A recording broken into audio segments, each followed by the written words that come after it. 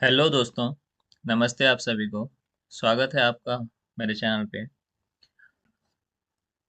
आज का वीडियो है मेरे मंथली पीएनएल स्टेटमेंट के बारे में। मैं प्रत्येक महीने अपना पीएनएल शेयर करता हूँ। मेरा कैपिटल ज़्यादा बड़ा नहीं है, मैं छोटे कैपिटल से ही ट्रेड करता हूँ। तो प्रीवियस मंथ का भी पीएनएल अपलोड करा हुआ है मैंने, आप उसे चेकआउट कर सकते हैं। प्रीवियस मंथ में मेरा दोनों अकाउंट को ऐड करके 39,000 का प्रॉफिट था, चार्जेस वगैरह कटने के बाद। तो चलिए इस मंथ का पीएनएल देखते हैं। आप इस वीडियो को पूरा देखिए, आपको कुछ ना कुछ लर्निंग मिलेगा। आप अपनी गलतियों से तो सीख ही रहे होंगे। यदि आप मेरे एक्सपीरियंस से भी कुछ सीख सकते हैं तो आपका लर्निंग कर्व थोड़ा छोटा हो सकता है। और यदि आप मेरे चैनल पे नए हैं, आपको वीडियो अच्छा लगता है तो आप मेरे चैनल को सब्सक्राइब भी कर सकते हैं। ये मेरा जीरोधा का अकाउंट है जिसमें मैं ऑप्शन ट्रेड करता हूँ।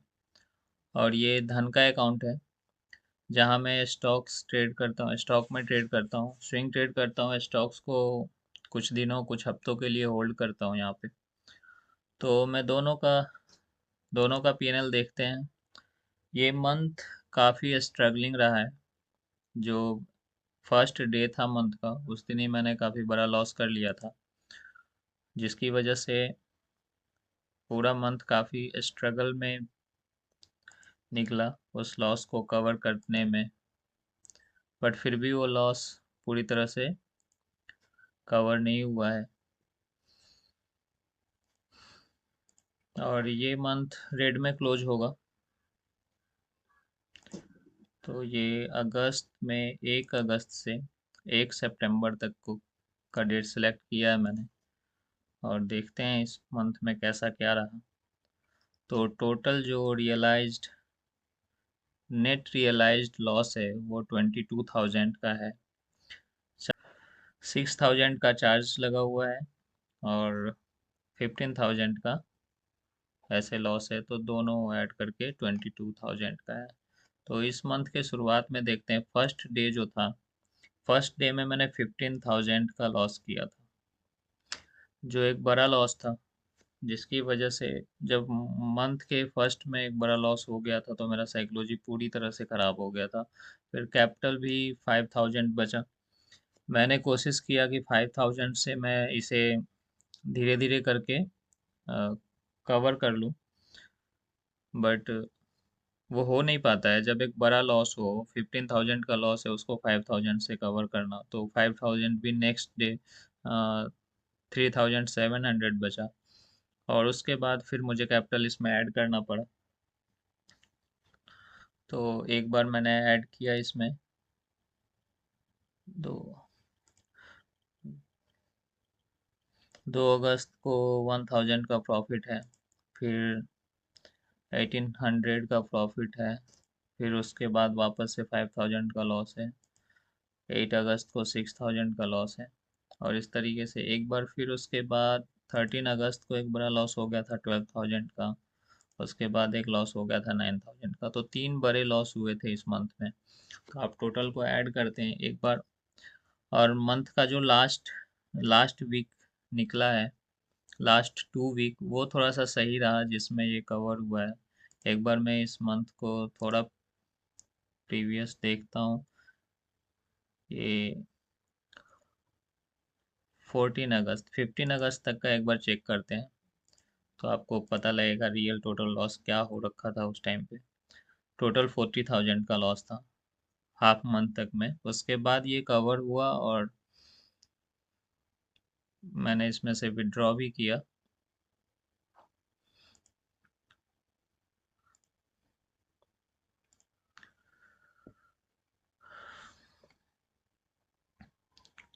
दोबारा से भी ऐड करना पड़ा था। जब यहाँ पे ये लॉस था तो इसे दोबारा से भी ऐड करना पड़ा था, और उसके बाद फिर मैंने विड्रॉ किया। उसके बाद का जो प्रॉफिट है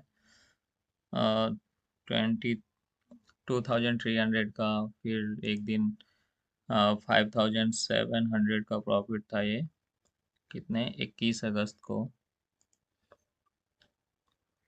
फिर 22 अगस्त को है 481 का लॉस है।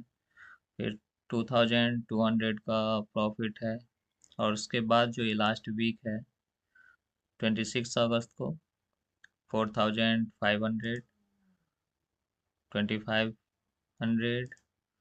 3200 और 7000। तो ये टोटल कवर करके लास्ट का वीक थोड़ा सही रहा जिससे कवर हुआ। और अभी भी तो ये मंथ इस तरीके से तो इतना लॉस नहीं हो रहा था, बट ये जो मंथ का फर्स्ट डे रहा और इस टाइम काफ़ी साइकोलॉजी ख़राब हो गई थी। आई थिंक ये एक्सपायरी डे था 1 अगस्त।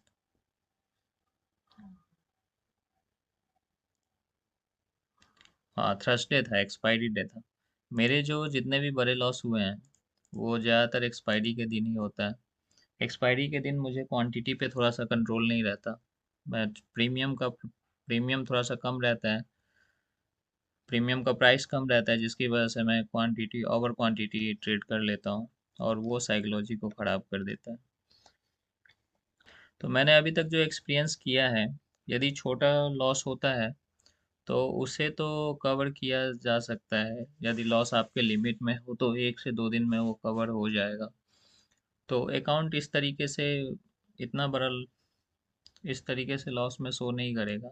बट जितने भी अकाउंट माइनस में है या जो भी लोग अप, अभी तक ट्रेडिंग में लॉस में चल रहे हैं वो यदि अपना चेक करें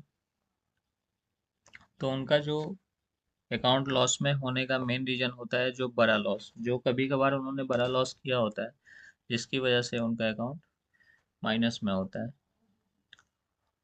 और ये धन का अकाउंट है। यहाँ पे मैं स्विंग ट्रेड से रिलेटेड इस मंथ में देखते हैं, इस मंथ में इसमें कैसा रहा ट्रेड। इस मंथ यहाँ भी गलतियाँ हुई है। और इसमें मैंने गलतियाँ क्या की है, कस्टम रेंज को सिलेक्ट करते हैं और डेट सेलेक्ट करते हैं 1 अगस्त से 1 सितंबर तक का। और यहाँ जो ओवरऑल लॉस है वो 5600 का है। यहाँ पे जो मिस्टेक किया था मैंने, प्रीवियस मंथ तो काफ़ी अच्छा रहा क्योंकि स्विंग ट्रेड किया। इस मंथ मैंने इंट्राडे ट्रेडिंग किया और वो भी लिवरेज के साथ। जैसे 14-15 थाउजेंड लगाने के बाद वो करीब 60,000 तक का स्टॉक बाई कर लेता था मैं इंट्राडे में। और ये सब ओवर क्वांटिटी के लॉस है।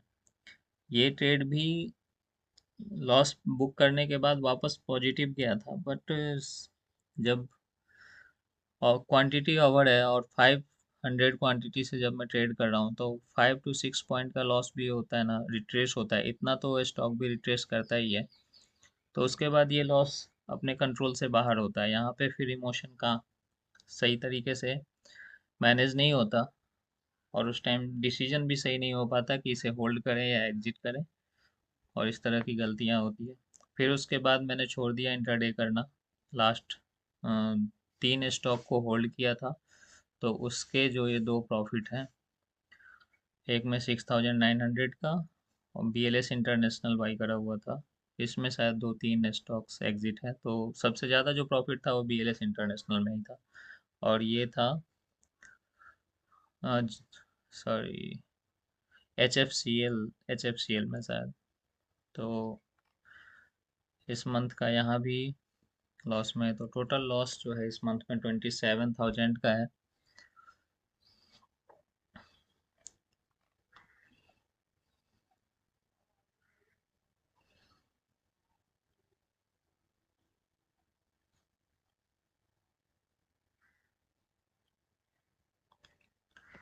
अब आज और प्रीवियस 2 मंथ का यदि देखें तो फिर क्या रहता है, प्लस माइनस ऐड करके 1 जुलाई से 1 जुलाई से अभी तक का ऐड करते हैं तो मेरा ये प्रॉफिट में ओवरऑल प्रॉफिट 5300 का है 2 मंथ का, यदि मैं ऐड करता हूँ तो अब ये अगस्त तो ख़त्म हो चुका है, 1 सितंबर है आज। अब देखते हैं ये मंथ कैसा रहता है। कोशिश करूँगा इस मंथ में वापस से गलतियाँ रिपीट ना हो।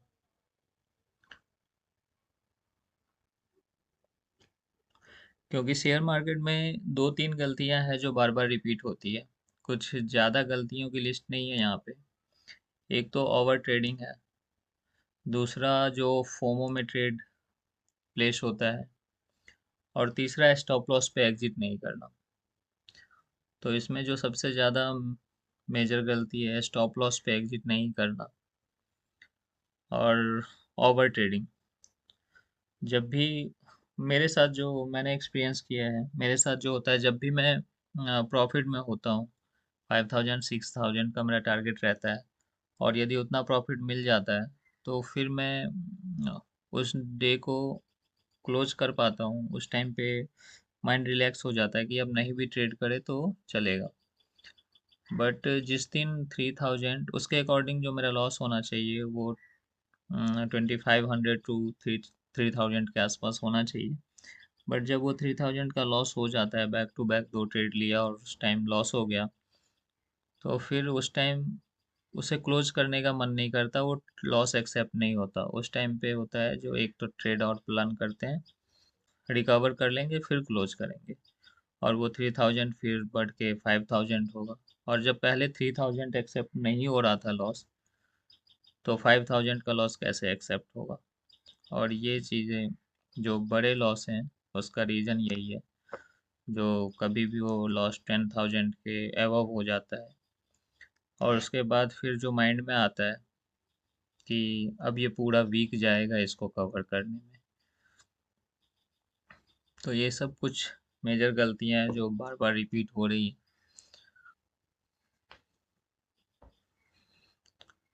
बाकी जो छोटे लॉस होते हैं वो तो कभी 1-2 ट्रेड में कवर हो जाते हैं। तो यदि चार्ज भी लगेगा सिर्फ, तो इतना चार्ज तो नहीं लगेगा कि 22,000 का अकाउंट माइनस में होगा। तो आपने जो अभी देखा है वो 22,000 जो लॉस में है, जिसमें से मैं 3 बड़े लॉस को काउंट करता हूँ। जो एक 15,000 का है 1 अगस्त को, उसके बाद 12,000 का है 13 अगस्त को, और 9,000 का है 14 अगस्त को। तो 12, 9, 21 और 15, 36,000 का जो टोटल लॉस है, ये बड़ा लॉस है। जो छोटे छोटे जो आप देख रहे हैं वो भी है, बट फिर भी ये कवर हो हुआ है इसमें से। यदि ये इतना बड़ा लॉस नहीं होता, सिर्फ 1 डे का लॉस होता, और ये दोबारा से भी ये नहीं हुआ होता ना, तब भी ये अकाउंट न्यूट्रल क्लोज होता, लॉस में क्लोज नहीं होता।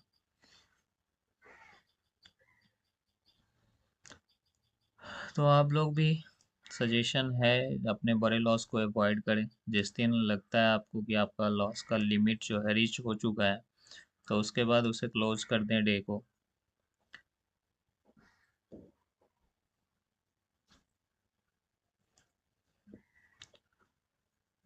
So thank you for watching. Next month देखते हैं कैसा रहता है। मैं लाइव ट्रेड शेयर करता हूँ अपने चैनल पे, तो आपको वहाँ से भी कुछ लर्निंग मिल सकता है। आप मेरे चैनल को सब्सक्राइब कर सकते हैं।